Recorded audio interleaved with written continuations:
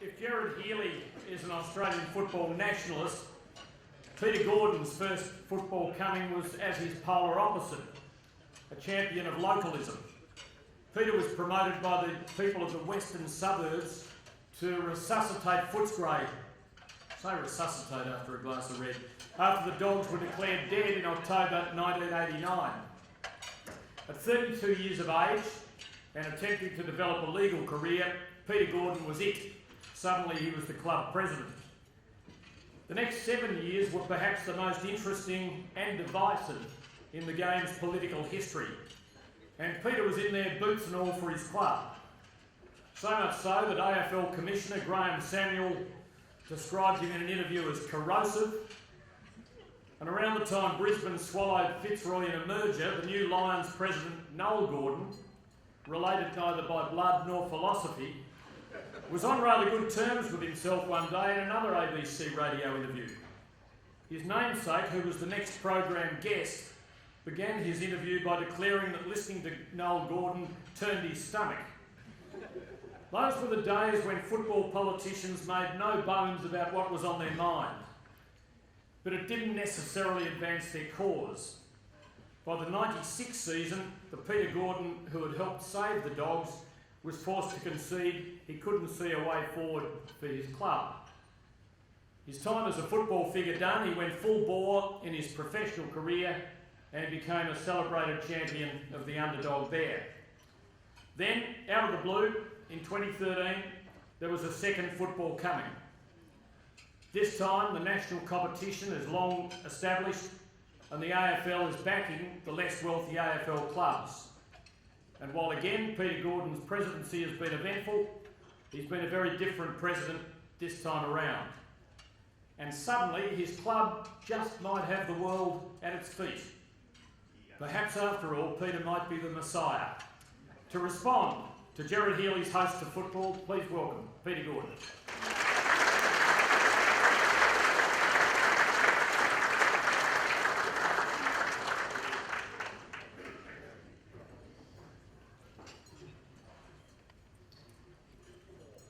Well, thank you, Tim. May I start by saying I know what you're all thinking. What the hell is this man doing here? Surely someone who is responding on behalf of a toast of football should have a modicum of football ability themselves. And let me concede that I don't. When I hear Gerard Healy extol the need for women to play football and for a women's league, I fully support it. Whilst at the same time feeling guilty that my two 14-year-old daughters have probably genetically inherited my lack of any kind of handball coordination. There are two reasons why I shouldn't be here today. One is, of course, my complete lack of any football ability to announce. And the second is that I grew up with a robust larrikin disdain of the MCG member stand. And the people who sit in it. I need to confess to, what do we call him, Smudge? Smudge? I need to concede that at the cricket on many a Sunday afternoon, I was one of the guys who delighted in booing the Melbourne members when they would habitually wreck the Mexican wave, bringing it to a standstill as it reached the edge of this cloister of privilege. But then one day, about 10 years ago I guess, I heard they were going to demolish the old member stand. And I found myself strangely troubled and really sad about it. And I was delighted when I first saw the new stand some years later to see that it actually captured the essence and the grandeur of the old stand. Why would a guy like me, who'd grown up in West Footscray, care about the member stand? Because I would have always and would always think of myself as a bloke who looks across from Bay 13, who looks across from the outer to the MCG members, rather than out from the members. But the simple truth is, as Gerard alluded to before, that this ground, in its totality, is part of my life. It's part of my past, and it's unique in the lives of Australians. I first got asked to make this speech, I should tell you, by some really, really ill-informed members of this committee. After launching Ross Oakley's book on his AFL career at the G last year, I thought I had some basis to do that because, as Tim has alluded to, Ross and I were fairly heavily engaged with each other over 7 years back in the 1990s, and I'd grown a grudging admiration for Ross. Whilst I didn't agree with everything that he did, I nevertheless thought that his period, that really important period of AFL history, needed to be recognised. I put a lot of work into it. When Jeff Slattery and Tim Lane and Steve Goff came to see me and said, "We'd like you to do this," I said, "Yeah, but listen, I'm not a member of the MCC, and I've never sort of been in there, and I've got this kind of larrikin disdain for you guys."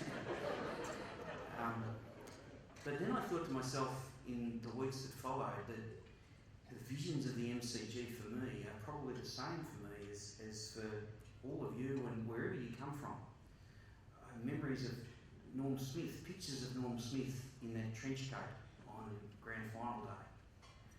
Memories of, I only met the great E.J. Whitten several times during his life, but I was there that day when he made that incredibly emotional trip around the MCG with his son Ted, dying as he was from prostate cancer.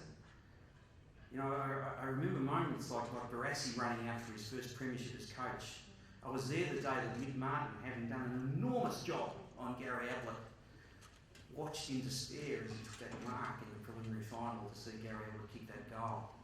I was there in 1989 when Dermot Brereton got poleaxed and just assaulted in the first minute of the game and trotted down and kicked 3 by quarter time. I was there when Michael Long in 1993 put on that extraordinary performance. You know, this is my ground too. Why would I care about the middle stand? Because this is my ground too. It's a ground which brings together all parts of Melbourne. It's the focal point for almost all of the sporting history which defines so much of the lives of so many of us who are Victorians. And we all have a personal relationship with this ground, and so that's why I eventually agreed to Tim and Jeff and Steve's request to do this. We all remember the circumstances of the first time we came here and who we came here with, and the special moments for our own teams that we were witness to here on this ground. So tonight, I thought I'd take a few minutes to tell you about my relationship with this ground, and as I do, I'd like you to all think about your own relationship with this ground, because maybe from our different backgrounds we have more in common than we think. Even our dreams of what might be next year, or even this year, or the year after that, they're tied up with this ground. Last week, my wife Kerry and I had dinner with our captain Rob Murphy and his wife Justine. And after a few glasses of wine, which I'll admit were all consumed by me, Rob and I were moved to confess to the table that we had both fantasised about what a 21st century Bulldogs premiership might look like. Now, neither of us have any experience of what a Bulldog grand final might look like, because whilst I'm nearly twice his age, neither of us have ever seen our club in a grand final. I was, for my part, able to provide the entire table with a kick-by-kick description of what the last quarter of our grand final will look like. It'll be against Hawthorn. We will come from 22 points down at three-quarter time. We will get to the front at the 20-minute mark and we'll storm away to win by 28 points.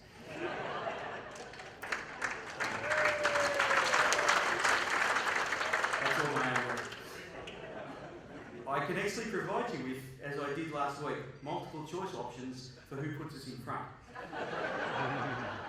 But it always ends in the same way, with Murph having marked on his chest 45 metres out from goal when the siren goes.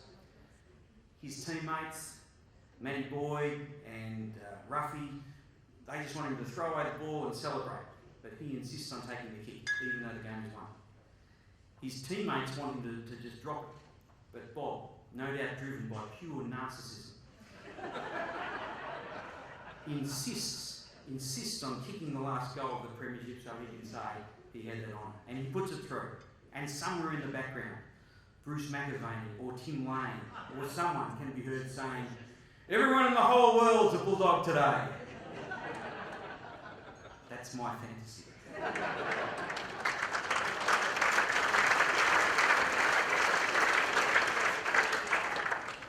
Murph confessed that for his own fantasy, he has no real pre-play of the game itself.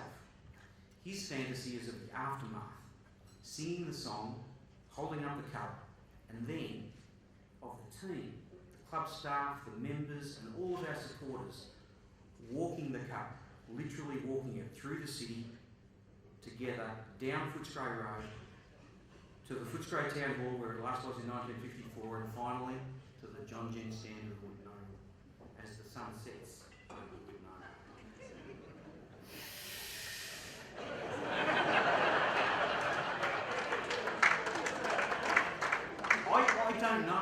I don't know whether any other AFL captains are as poetic in their vision as Robert Murphy. But what I do know is that no matter who your team is, your premiership dream starts out there.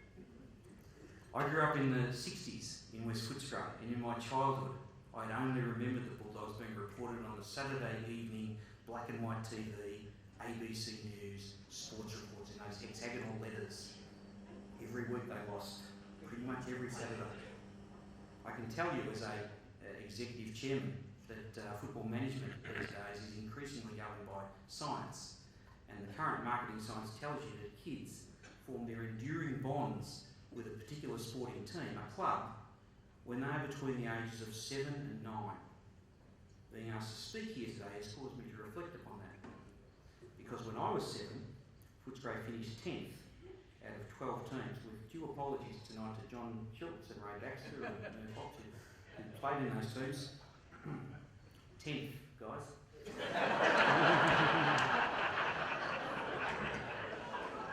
With 4 wins for the year.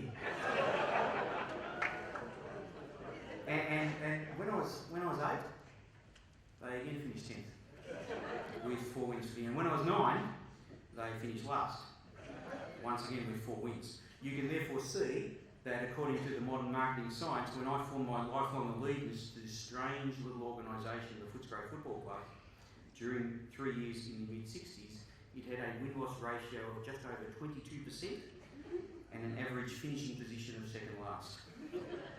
I'm also able to inform you that no coach with a win-loss ratio that low ever kept his job. And yet somehow the Bulldogs, in that critical formative period, got me for life. To quote the great Lou Reed, somewhere my psychotherapist is laughing till he wets his pants. A few years later, when I was old enough to ride a bike, I would ride down Barclay Street on Tuesday and Thursday nights to watch training. Ted Whitten was coach, and Charlie Sutton had begun to take up, through rain and through shine, the sentry position just next to the race he held for many years, urging the boys on as they came out to train and when they came in again. It is, I'll confess, a sentry position that I hope and plan to take up myself when the time comes to hand on the presidency to someone younger and smarter than me. And when we raise the money, as we eventually will, to build a statue for Charlie, that's where I want to put it, next to the players' training race. My mum used to tell me in those days that just up the end of our street, Ronnie Stockman lived, and that he played in Footscray's one and only premiership in 1954, just in our street. We now have a fine tradition these days at the Bulldogs of getting back a past player to present the Guernsey to a player who will wear the same number.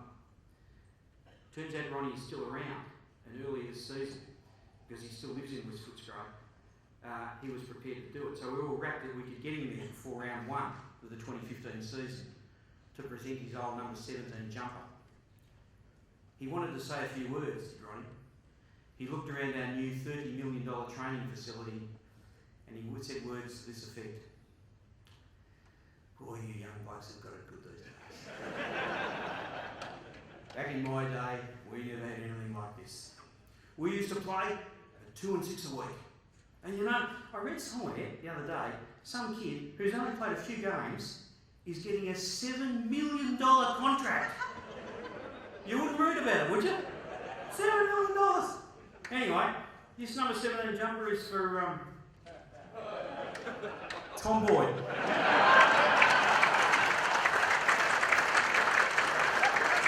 get it, son. Congratulations.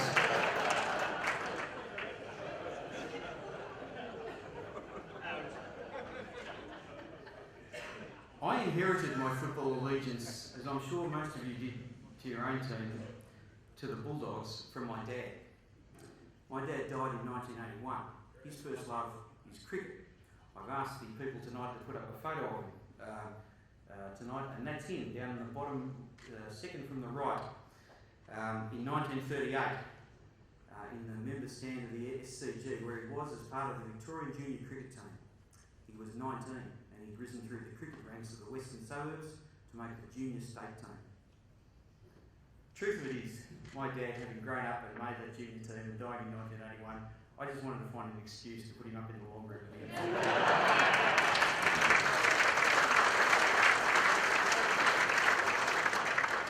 But here's the thing, that was the year before the war started. And when it did, he joined up to the Air Force. And when the war was over, he was mid-20s and his higher cricketing aspirations were over. And yet he still loved the game. I think of him whenever I watch one of my favourite movies, Field of Dreams, and I see Kevin Costner's charming portrayal of Ray Kinsella. And like Ray Kinsella, as he says in the end of that movie, I never knew my dad as a young cricketer who had it all in front of him and who might have been a contender. Because by then he was a public servant at the Tottenham RAF base in West Footscray, struggling to raise a family. He first brought me to this ground in 1968 to see the Australian Test team take on the West Indies. It was just over there behind the goals, behind the right-hand point post. I remember we stood in the standing room area. It was the second day. It was a great day. Bill Laurie made a double century. And I got instructions all day from my dad about getting your foot to the pitch of the ball and straight back lift and all of those sort of things. I suspect, like most of you, I was first brought to this ground by my dad. And as a teenager, as one of the first rites of passage into manhood, I came without my dad with my mates to the footy, to the Boxing Day test, to this ground, to this MCG. When I was a kid, almost all of my dad's stories are about cricket. There was only one football reference that he made to this ground, to the MCG. Only one nod that my dad, and indeed my neighbourhood of West Footscray, ever made to that ground, to this ground. And that was that a Footscray player called Merv Hobbs had once taken the greatest mark of all time here, some time long ago. The proof that it was the greatest mark of all time was the big photo of it which hung on every barber shop in Footscray. Including our local barber, Norm Zaddo, whose shop was in Ashley Street, West Footscray. This is the mark. Take a long look at that mark.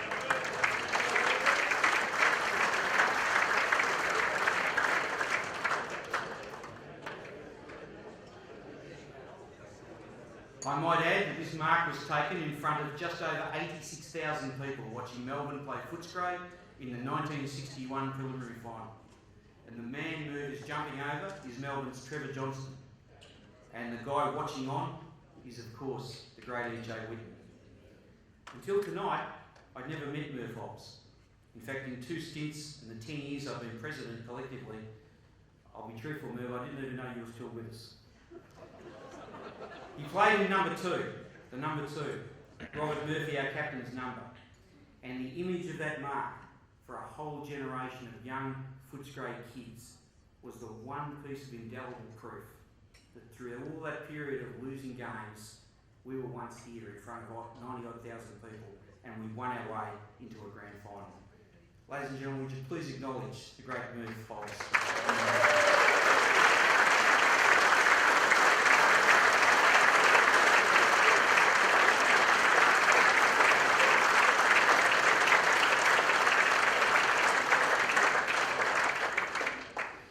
Last summer, the Western Bulldogs did, as some of you may know, have quite an off-season.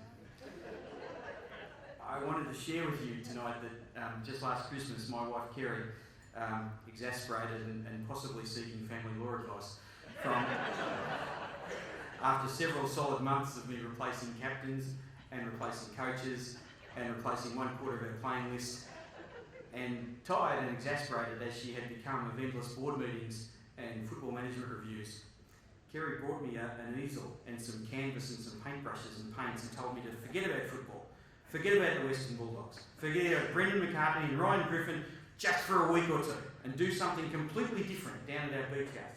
Learn to paint. This is what I came up with.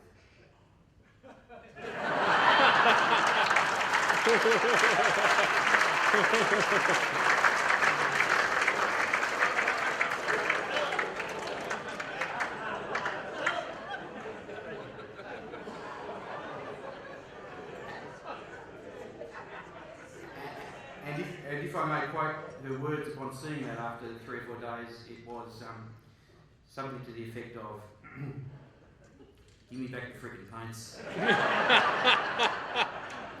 Why don't you call a board meeting for relaxation?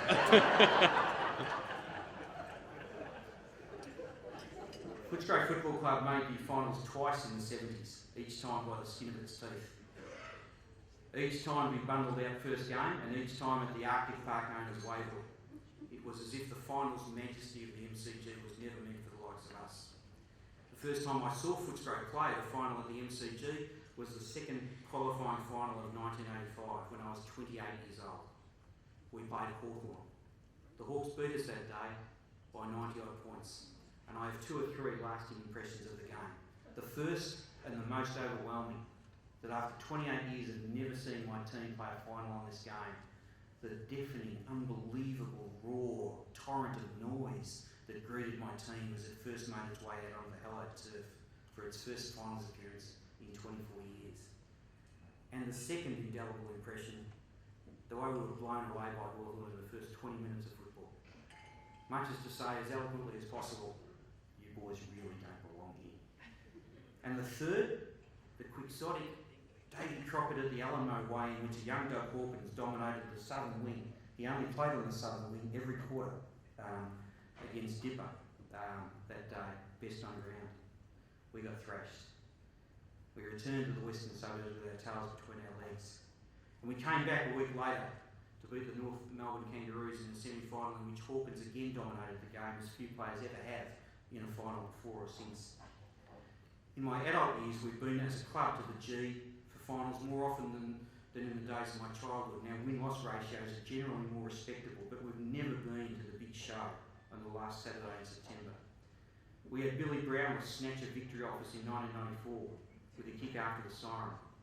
And in the famous 1997 prelim against Adelaide, we had Darren Jarman and a cross-eyed goal umpire.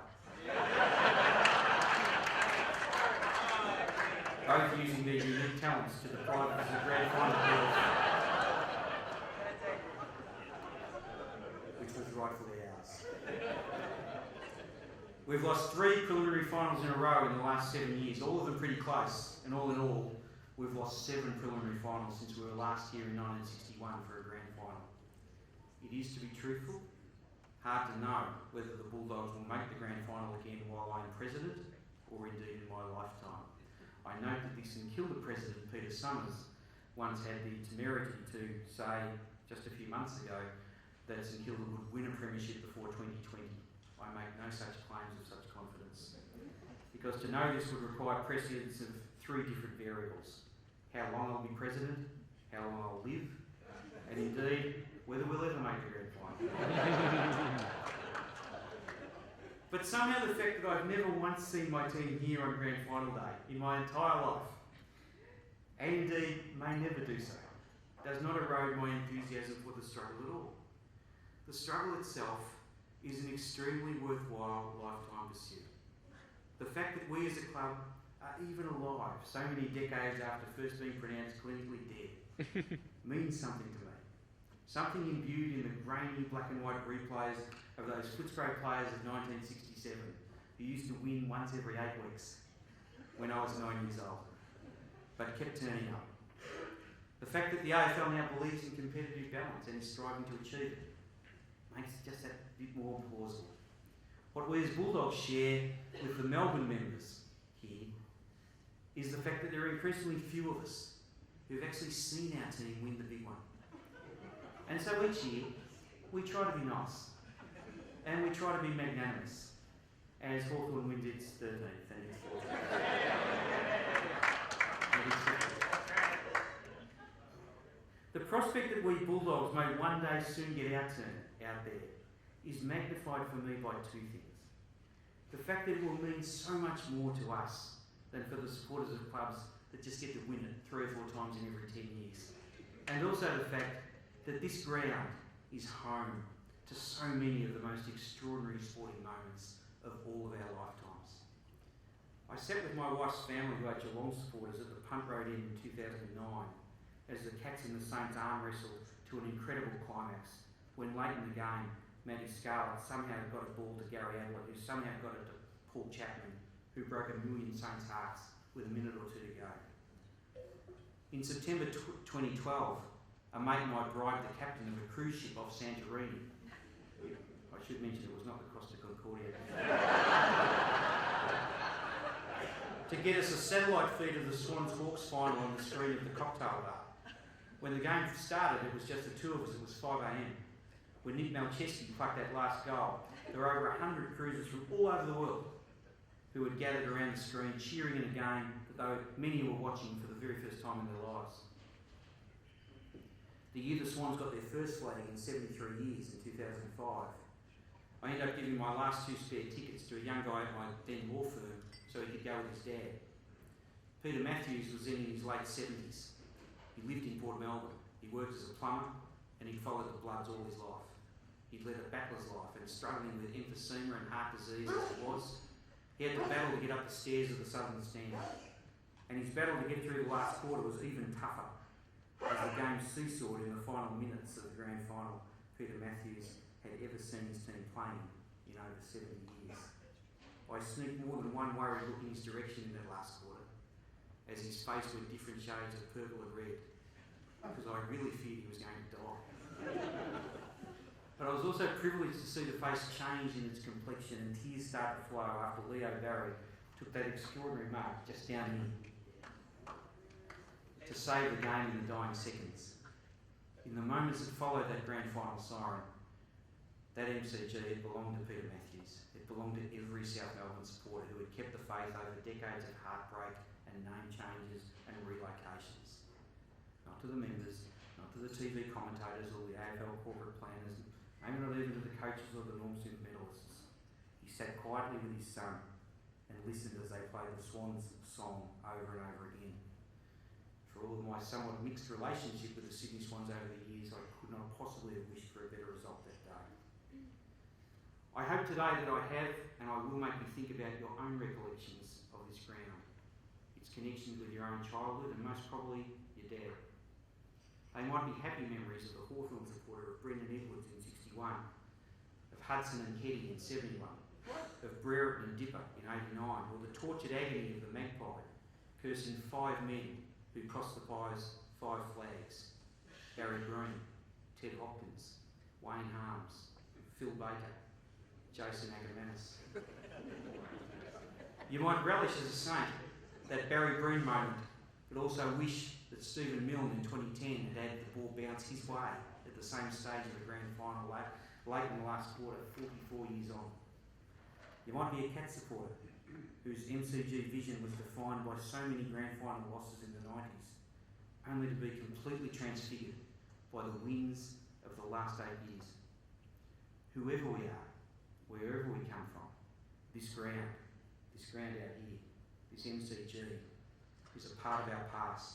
It's a part of who we are. It's no less so for us Bulldogs than for anyone else.